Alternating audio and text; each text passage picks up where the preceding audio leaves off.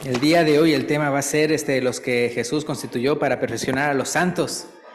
Aquí como lo tengo en letra grande, nada más que como quiera, aunque lo tengo en letra grande, pienso, ay, espero que no me fallen los ojos, ¿verdad?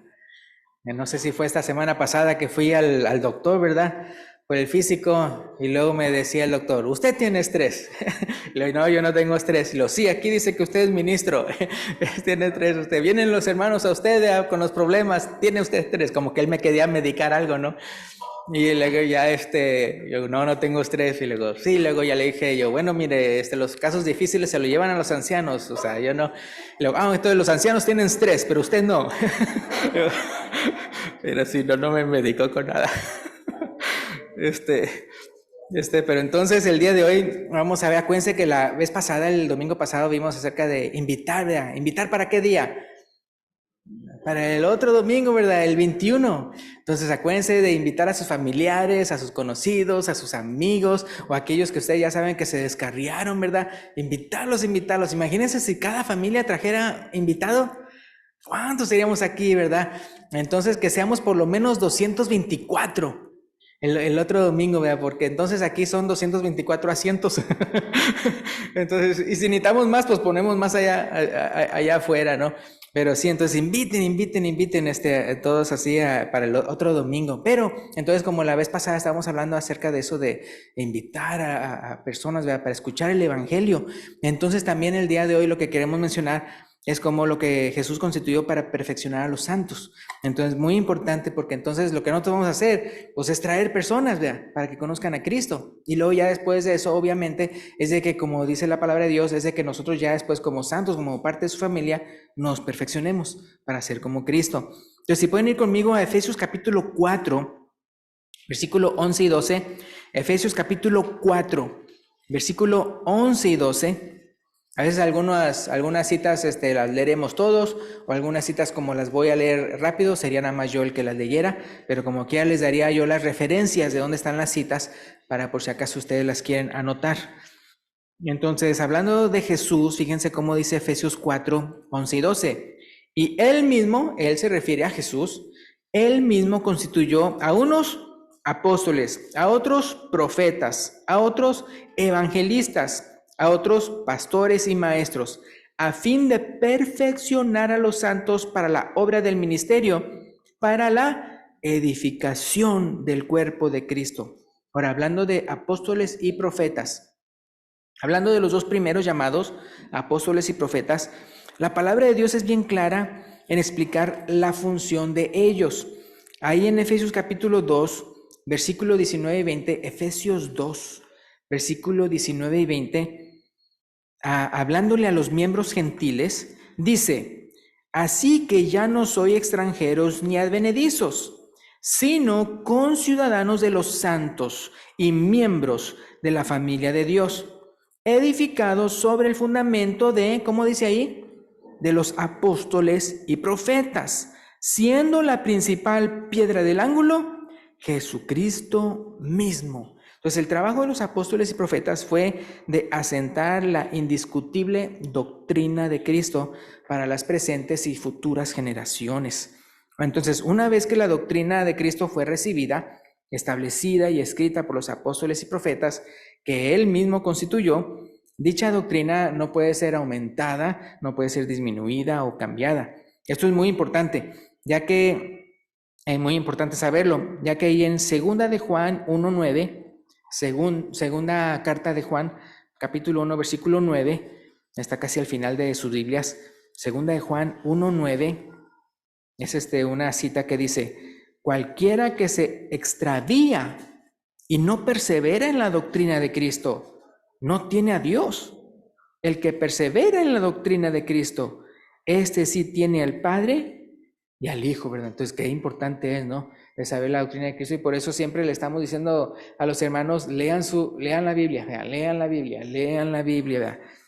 Entonces, desde el inicio de la iglesia, los apóstoles se dieron a la tarea no solamente de enseñar la doctrina que ellos aprendieron de Cristo mismo, sino de advertirle a la iglesia contra falsas doctrinas. Uno de tantos pasajes que nos advierten contra falsos maestros es Romanos 16, 16 al 18. Romanos 16, 16 al 18.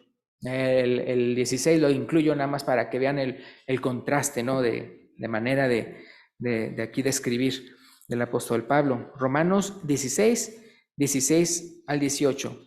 Que dice: saludaos los unos a los otros con ósculo santo.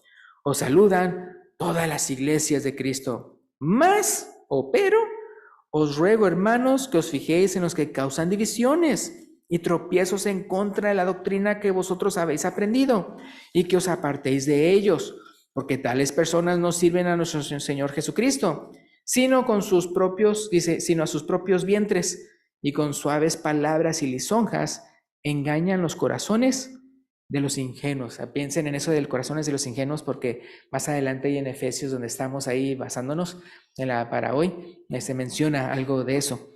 Ahora, Mateo capítulo 10, del 2 al 4, vamos a ver quiénes sean los apóstoles que escogió Jesús. Mateo 10, 2 al 4. Mateo 10, 2 al 4. Ahí está una lista. Dice: los nombres de los 12 apóstoles son estos. Entonces, Mateo 10, 2 al 4. Primero, Simón, llamado Pedro, y Andrés su hermano, Jacobo, hijo de Zebedeo, y Juan su hermano, Felipe, Bartolomé, Tomás, Mateo el publicano, Jacobo, hijo de Alfeo, Lebeo, por sobrenombre Tadeo, Simón el cananista, y Judas Iscariote, el que también le entregó. Entonces, como Judas fue el que lo traicionó, ¿verdad? Y luego ya después pues él se suicidó. Fue reemplazado por Matías. Nada más les voy a dar la referencia a dónde está, no voy a leerlo, pero es en Hechos 1, 21 al 26, de donde se menciona cómo lo reemplazaron con este Matías, en Hechos 1, 21 al 26.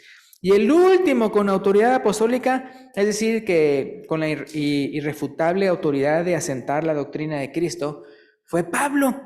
Ahí en 1 Corintios 15, lo voy a leer, 1 Corintios 15, versículo 8 y 9. 1 Corintios 15, 8 y 9. Es el mismo capítulo donde él habla acerca del que es el evangelio de Cristo, y luego habla de la resurrección.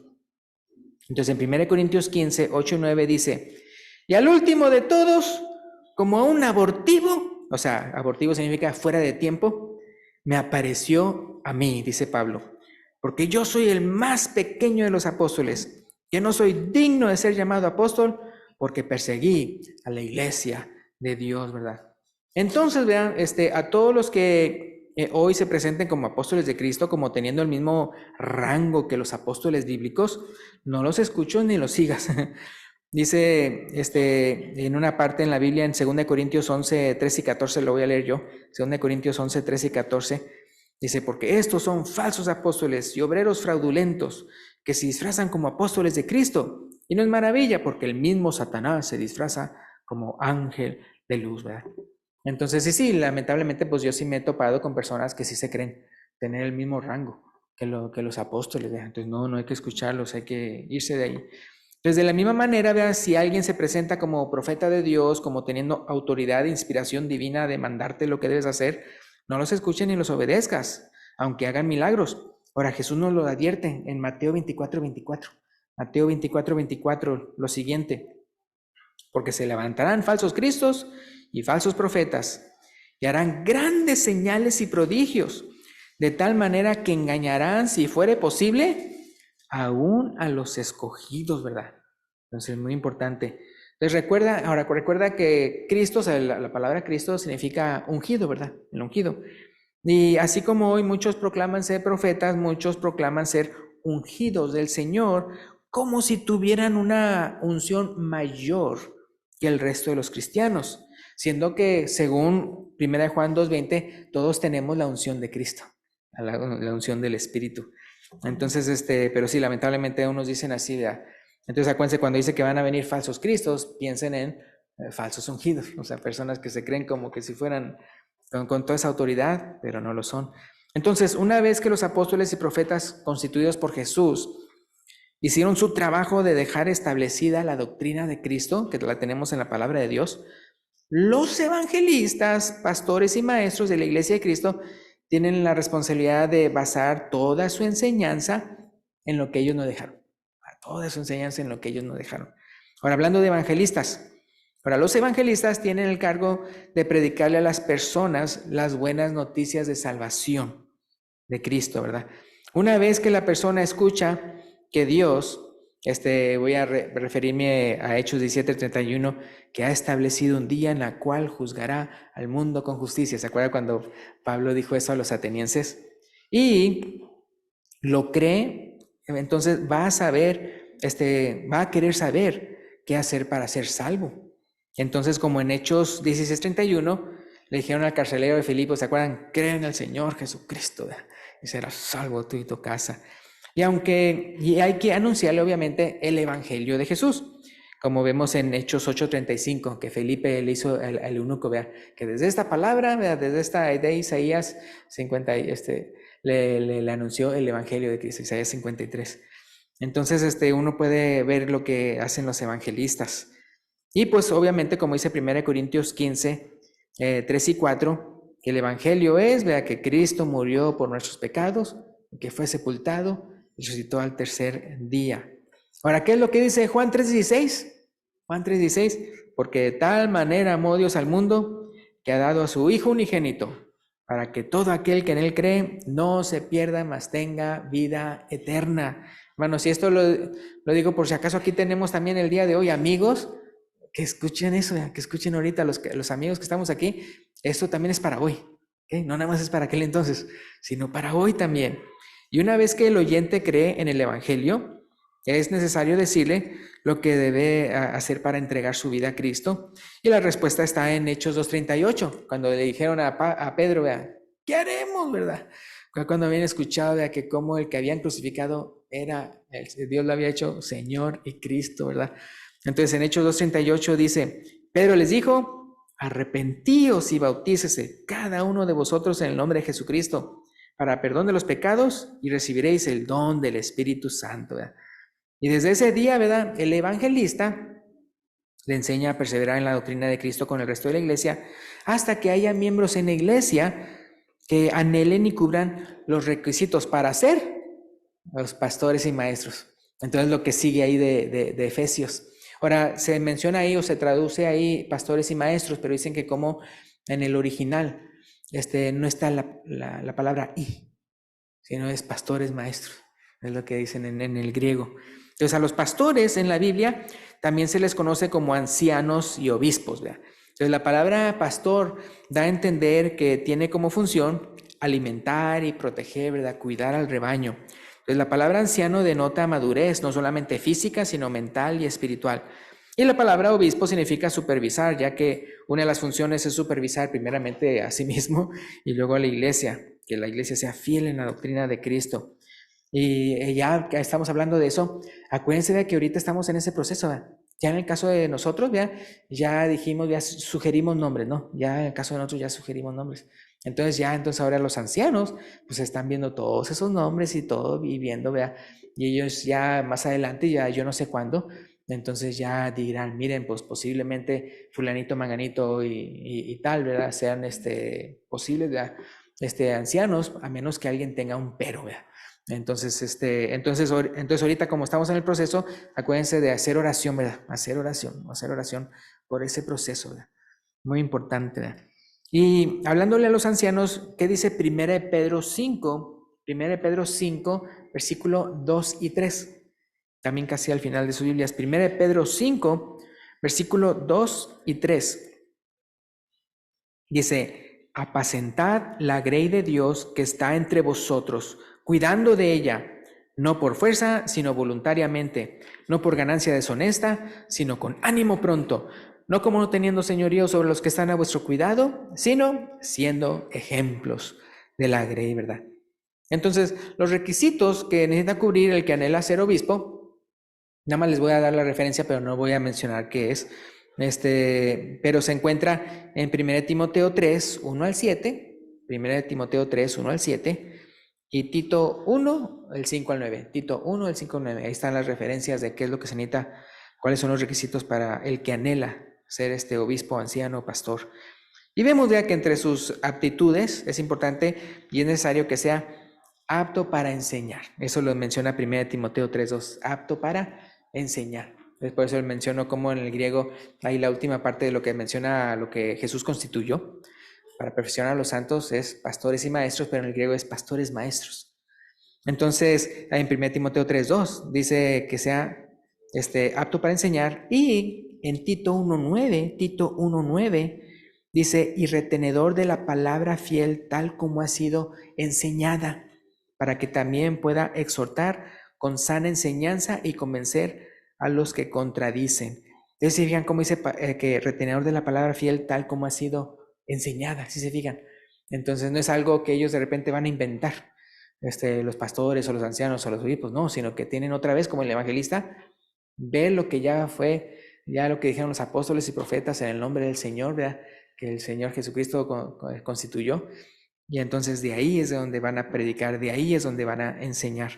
Ahora, hablando de maestros, en 2 Timoteo 2:2, 2 Timoteo 2:2, o sea, son 3:2, 2 Timoteo 2:2, Pablo le dice a Timoteo, fíjense, Pablo le dice a Timoteo, lo que has oído de mí ante muchos testigos, esto encarga a hombres fieles que sean idóneos para enseñar también a otros, ¿verdad? Entonces ya Pablo, sabía Pablo que tarde o temprano, pues él ya no estaría, ¿verdad? Entonces le encargaba a Timoteo, ¿verdad?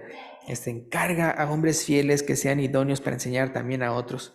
Y así como era importantísimo eso en el primer siglo, hacer eso en el primer siglo, así también lo es ahora, por todas las razones que menciona el pasaje con el que comenzamos, ¿no? Para que entonces siga perfeccionándose los santos del cuerpo de Cristo. Ahora, volviendo otra vez al pasaje inicial, Efesios 4, vamos para allá. Efesios 4, 11 al 16. Efesios 4, 11 al 16. Dice, y él mismo, o sea, Jesús mismo, constituyó a unos apóstoles, a otros profetas, acuérdense, ellos pusieron el fundamento, que es Cristo, a otros evangelistas, que esos son los que entonces dan las buenas nuevas de salvación, y luego a otros pastores maestros, que entonces ellos ya son los que alimentan el rebaño. Versículo 12, a fin de perfeccionar a los santos para la obra del ministerio, para la edificación del cuerpo de Cristo. ¿Hasta cuándo va a ser su función? Mira, hasta que todos lleguemos a la unidad de la fe y del conocimiento de ¿quién? Del Hijo de Dios. ¿Sí se fijan, hermanos? O sea, nuestra meta o la meta de Dios para nosotros es que conozcamos a su Hijo Jesucristo. O sea, obviamente que lo conozcamos a Él y a su Hijo Jesucristo. Acuérdense que la Biblia dice que eso es vida eterna, que conozcamos al Padre y al Señor Jesús. Dice ahí, a un varón perfecto, a la medida de la estatura de la plenitud de Cristo. Entonces, si hay, por ejemplo, a veces cosas que se predican que uno dice, ay, no, pero eso es demasiado ideal, ¿verdad? Y luego, no, pues es que el Dios no pide algo menos, ¿verdad? O sea, ¿por qué? Porque Él quiere que nosotros seamos como Cristo, imagínense. O sea, con ese mismo carácter, con esa misma personalidad, con esa misma santidad.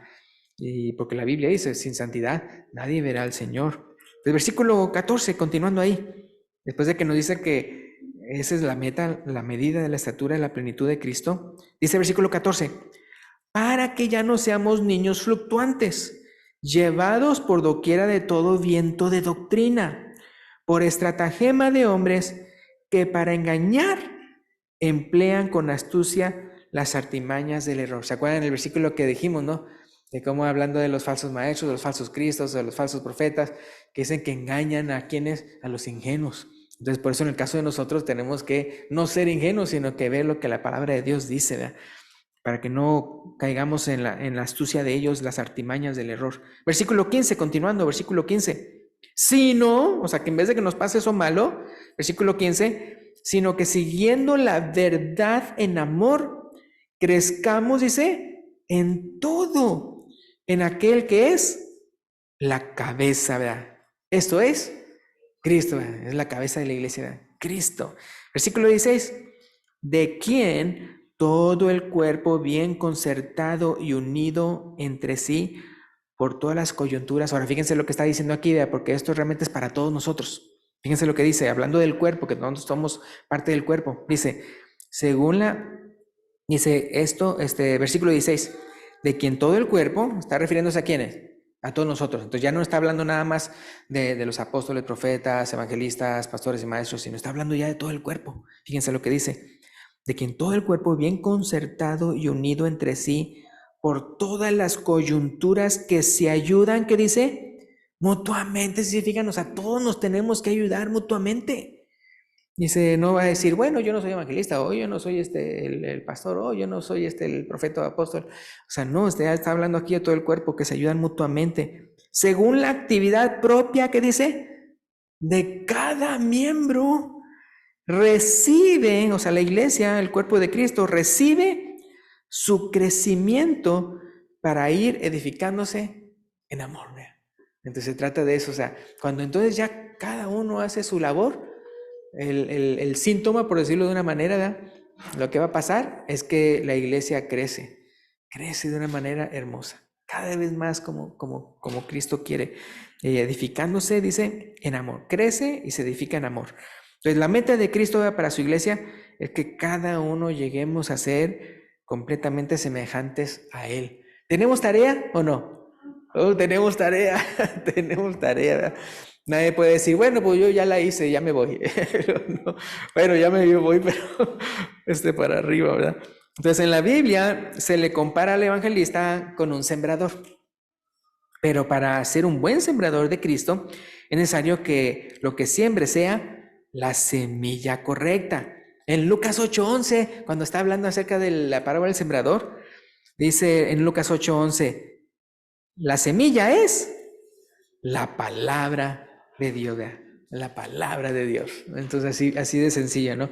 Entonces es bien importante que nosotros vean que ahorita que esta semana vamos a estar constantemente invitando, no nada más una vez, sino otra vez recordarles, acuérdense, el domingo va a ser domingo amigo, entonces ustedes no se van a sentir como que todos los ojos van a estar para ustedes, ¿y quién lo trajo a no, sino que va a ser todo, va a haber muchos amigos, ¿verdad? Entonces y acuérdense, en el caso de todos nosotros, también, ¿verdad? De portarnos muy bien con esos invitados, ¿verdad? Con todos los invitados. Ahora, obviamente, nos tenemos que ser buenos con todos, pero pensar en que todas esas nuevas caras, ¿verdad? Que vemos, o sea, que, hola, Dios le bendiga, que uno que vino, ¿verdad? O sea, ser muy amables, muy, muy, muy importante, ¿verdad?